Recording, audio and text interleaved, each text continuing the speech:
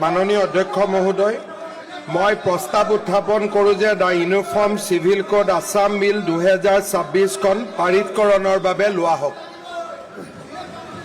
এতিয়া বিধেয়কখন পাৰিত কৰা হওক। যিসকলে সপক্ষে আছে কওক হয়, যিসকলে বিপক্ষে আছে কওক নহয়। মই ভাবোঁ হয়ৰ সপক্ষে সাপেক্ষে প্ৰস্তাৱটো গৃহীত কৰা হ'ল আৰু বিধেয়কখন পাৰিত কৰা হ'ল। মাননীয় অধ্যক্ষ মহোদয়, মই প্ৰস্তাৱ উত্থাপন কৰোঁ যে the Uniform Civil Code Assam Bill 2026খন পাৰিতকৰণৰ বাবে লোৱা হওক। এতিয়া বিধেয়কখন পাৰিত কৰা হওক।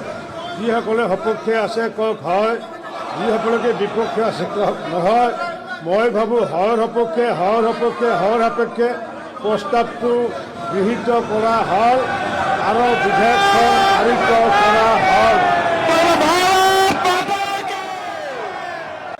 মাননীয় অধ্যক্ষ মহোদয়, মই প্ৰস্তাৱ উত্থাপন কৰোঁ যে the Uniform Civil Code Assam Bill 2026খন পাৰিতকৰণৰ বাবে লোৱা হওক। এতিয়া বিধেয়কখন পাৰিত কৰা হওক। যিসকলে সপক্ষে আছে কওক হয়, যিসকলে বিপক্ষে আছে কওক নহয়।